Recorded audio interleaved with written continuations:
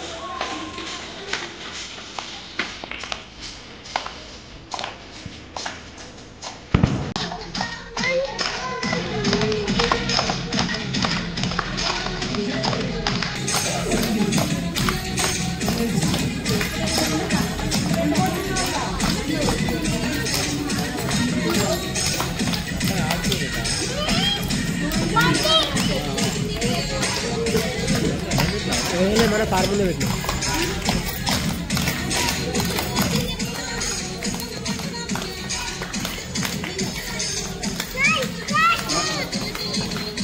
నేత్రా నేత్రా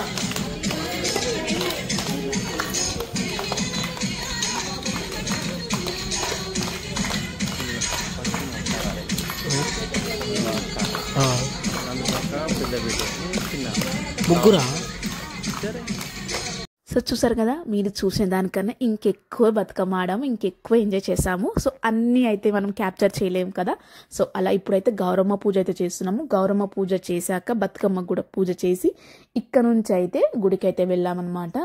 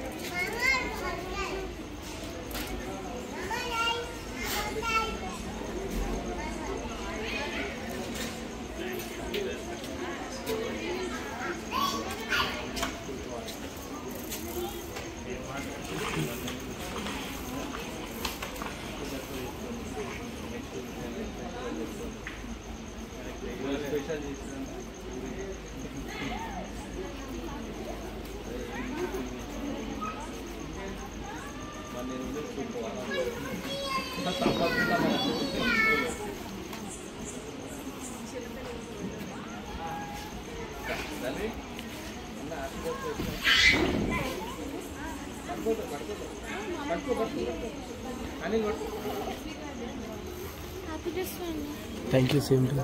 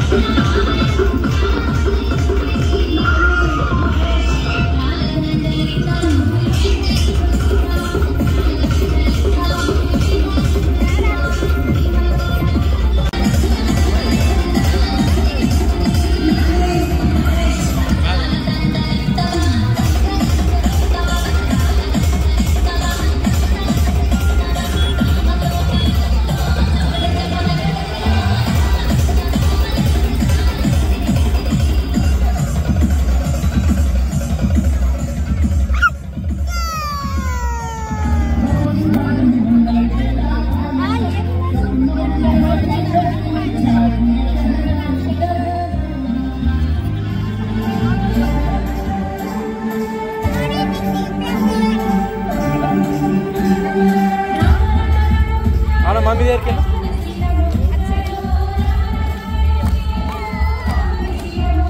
अక్కడ వెళ్ళి బేటా మమ్మీ దగ్గరికి వెళ్ళి లో కని మమ్మీ దగ్గరికి వెళ్ళి మమ్మీ దగ్గరికి వెళ్ళి